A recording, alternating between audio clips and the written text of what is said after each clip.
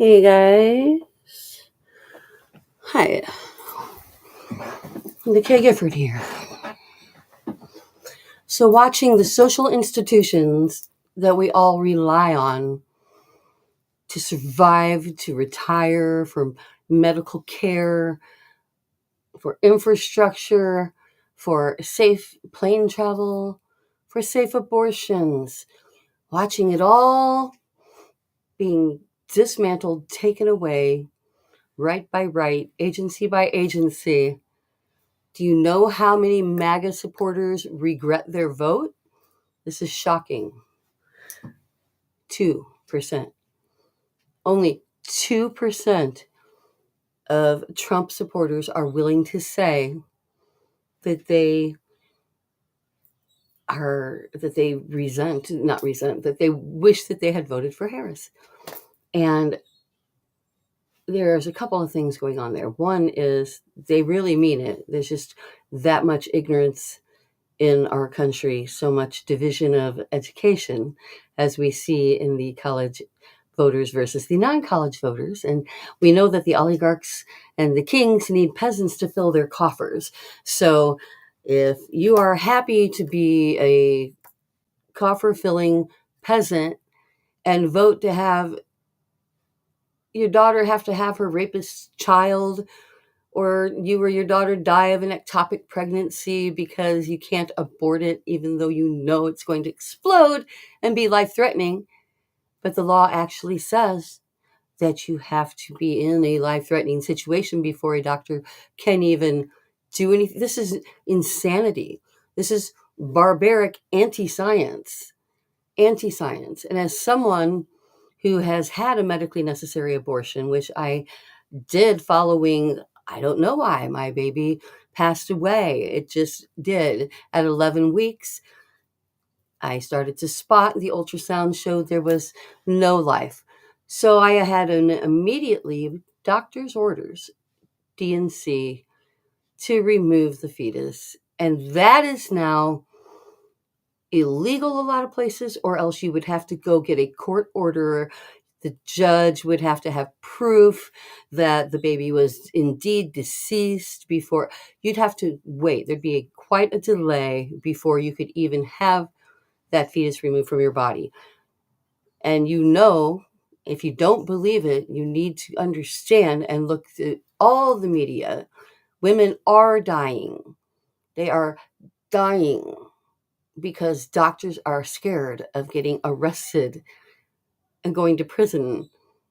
And then when we have extremists, like, oh my gosh, in Idaho, I don't know if it was yesterday or today, just recently, a woman saw over 40, I think it was 40-ish, 37, 40 men in what appeared to be uniforms with riot gear, and some had spears, and they were coming out of a hotel and getting into the back of a U-Haul with masks on. So a concerned citizen called the police, who did arrest them. But go look at my page. The guy that they follow preaches about how we need to round up all homosexuals. I mean, he's preaching to millions of people. We need to round up homosexuals and kill them. He says, try them, lawfully try them, and then they will and convict them in a court of law. So he wants our laws to say that it is criminal to be homosexual. And it's not just him. I looked it up. After I saw that today, I went on a search and I looked up LGBTQIA hate groups in America. And the number has gone down, but the number of members has gone up because it's become mainstream practically. When preachers don't get arrested for inciting 41 or 37 or however many it was, young white men from all over the country to gather to go out and hurt or kill homosexuals, which is what we assume they were doing. I haven't seen, like, if anyone's talked or anything, but that's what he preached, that we need to round them up, legally try and convict them, shoot them in the back, line them up against the wall and shoot them in the back of the head. And then he said, that's what God teaches. And in the words of the narrator, I can't remember his name. He's like, I don't remember that particular scripture myself. And thou shalt line them up and shoot them in the back of the head. In fact, Jesus never mentioned homosexuality at all. And sodomy was only mentioned in the context of not raping little boys, if we want to get real about it. My dad was a theologian with master's degrees in ancient history, psychology, and theology, also a bachelor's in administration, and never a dull conversation in my home. And I'll tell you what, he left the ministry, which he first became a minister, a Methodist minister, and he left the ministry after he baptized me. I don't think there's a connection there, but who knows? Maybe my angels told him, dude. But he didn't like hypocrisy in the church. He stayed spiritual, and we always prayed at meals and things. And we went to church sometimes too, depending on when and where. But he became a counselor, and then he became a principal. And it's so easy for someone who has had the exposure to various ideas like my dad and mom exposed me to look around and say, hey, there's no right or wrong. There's just be decent to each other. Love your neighbor stuff. But Christians in America are calling Jesus too woke. You're missing, it's in the title, Christ, Christian. What he said supposed to be the rule to you guys. That's like your deal as Christians. I was raised a Christian.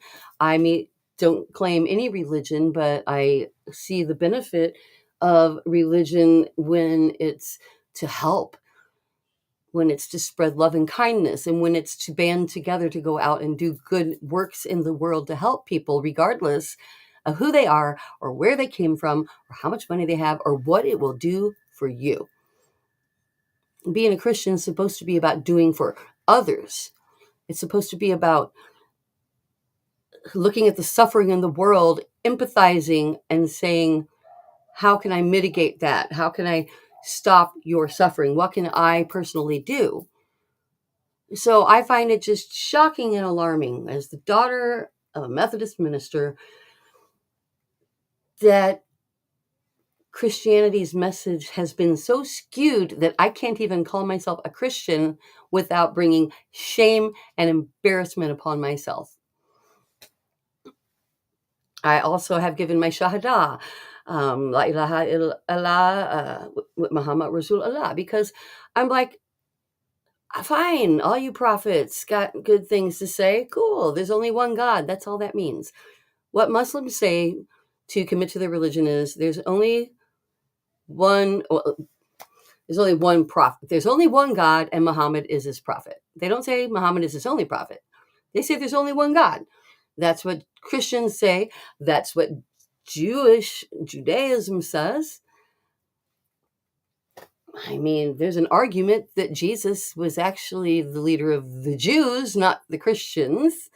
And the very valid one, I was at a 2-day retreat with Jack Canfield, yes, who wrote Chicken Soup for the Soul series and the Success Principles. And he is just such an approachable person and helped me with my manuscript. But for the last 2 days, I've been in this book retreat for my book that's about to come out. I keep saying that, but it keeps getting bigger and better and more people are getting involved. And I've got the best publicist in the world for self-help books. And it was amazing. And in the middle of all this amazing, I watched the news and realized someone could show up at my door and ship me off to El Salvador.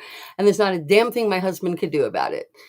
He could go on CNN. He could get a lawyer, right? We can contact this, that, and the other, but I'd be in El Salvador. At least I'd finally be thin. But, and that's a very, very bad joke, which I now regret. It sounded funnier in my head. Our president has defied a 9-0 in a conservative Supreme Court, has just decided not to do what they said and not be responsible for bringing back a father who we granted asylum to, who we shipped off to El Salvador mistakenly, and won't even admit to that part. We are all under threat. And I was asked, aren't you afraid that they're going to come and take you away? And I'm like, until like a week ago, no. Now, yeah. Yeah. And so the follow-up is, same people would then go, stop doing that thing so they don't get in trouble.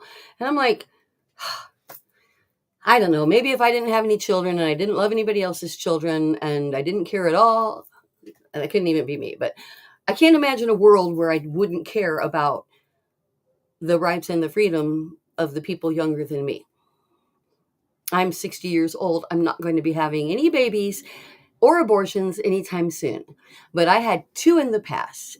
And I've had a medically necessary abortion and a voluntary abortion. And I understand the reasons for them. And I understand that it's very personal. And I understand that you're not going to agree with me if you're a MAGA person or an evangelical. And that's okay.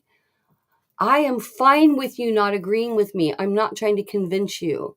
I'm just asking you, for the sake of not having a civil war, to please keep your church out of our state.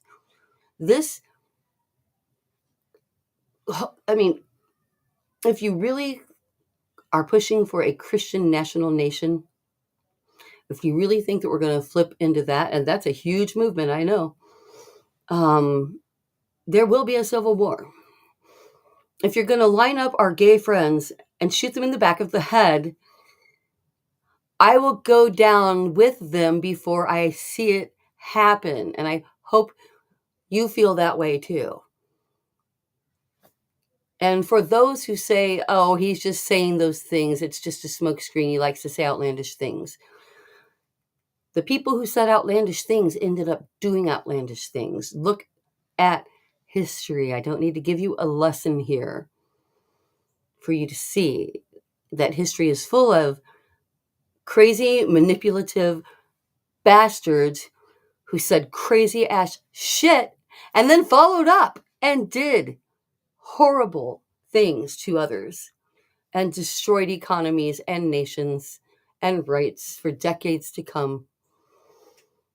Our national standing is on the line. The world is laughing. I have friends all over the world. And here again, it comes down to educated versus not educated. There's nothing wrong with education, and there's nothing wrong with choosing not to pursue higher education. They are both necessary. You want your doctors to know what they're doing. You want your tax guy to know what he's doing. I couldn't do that thing. I learned how to be smart at something. You may have learned how to be smart at welding or being a farmer, and God bless you. I respect you. I respect you so much. And your religion, if that's part of your whole upbringing, your family, I respect that too. I also was from a family that went to church. I can still say my Nicene Creed, I get it. But you've got to draw the line at people trying to control other people and take away their very livelihoods. At a point where we are now afraid, where I have to literally be afraid to be thosenastywomen.com talk video podcast, even though I'm a total small fry. I'm not going to shut up. I'm not going to stop because, like I said, back to the top, I do have a family. I do have children. I do have people I care about in this world. And I would definitely die before I see their future disappear. And I don't want it to come to that. So instead, I am asking us to come together in the middle and to stop being red or blue. I'm a daughter of a minister, like I said. I've got spiritual beliefs. I'm also progressive with friends from other religions and other sexual orientations. All of this is just the what God gave us to mitigate what the universal oneness of everything that is such that it works better for us to be symbiotic, no matter how different we are. I just don't understand how standing by white nationalist convictions, how you see a path forward for your children, for your daughters, and for this country. So please, let's not have a civil war. Let's come together. I kind of as a joke started it, but there's a Facebook page, so I guess we're real if there's a Facebook page, right? The Full Party, Forward, United, Enlightened Love, where people from both sides of the aisle, from any religion or not, can make rational, kind decisions together as a voting populace. Let's be the full party, okay? I'm the K. Gifford. I'll be the full prophet. And not in the religious sense. In the, I have a voice, I have a mouth. My mouth is my gun. My voice is my weapon. I will use it. Please do the same. Talk to you soon.